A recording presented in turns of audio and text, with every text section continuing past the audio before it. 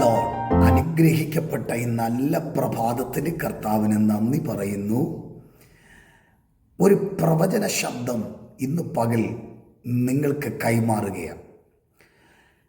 പ്രതിസന്ധികൾ നിങ്ങളെ ജീവിതത്തിൽ മുക്കിക്കളയാനല്ല, പ്രതികൂലം നിങ്ങളെ തകർത്ത് കളയാനുമല്ല, നിങ്ങളെ പണിതെടുക്കാനാണ്. നിങ്ങളെ പുതിയ ഒരായുധമായി ദൈവം നിങ്ങളെ പണിതെടുക്കാൻ ആഗ്രഹിക്കുന്നു. ഇപ്പോൾ നിങ്ങൾ അനുഭവിക്കുന്ന പ്രതികൂലത്തിൽ നിങ്ങൾ തകർന്നു പോകുമെന്ന് നിങ്ങൾ ചിന്തിക്കുന്നുണ്ട്. പക്ഷേ നീ തകരില്ല. നീ തകർന്നു പോകാൻ എൻ്റെ ദൈവം സമ്മതിക്കത്തില്ല.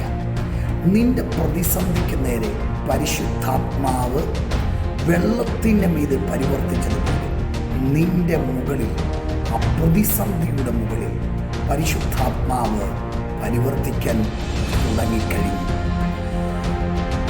കേട്ട ദൈവശബ്ദങ്ങളും കേട്ട ദൂതുകളും നിങ്ങൾ അതിനെ അവിശ്വസിച്ചു തുടങ്ങിക്കാണും. പക്ഷേ നിങ്ങൾ എവിടെ അവിശ്വസിക്കുവാൻ തുടങ്ങിയോ അവിടെ ദൈവത്തിൻ്റെ പ്രവൃത്തി ആരംഭിച്ചു തുടങ്ങിയിട്ടുണ്ട്.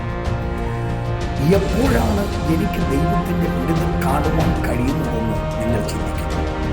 പത്രോസേ, നീ കാരാഗൃഹത്തിൽ കിടന്നപ്പോൾ 3 കാവൽക്കൂട്ടങ്ങളെയും 3 വാതിലുകളെയും ഞാൻ തുറന്നല്ലേ പുറത്തു കൊണ്ടുവന്നത്.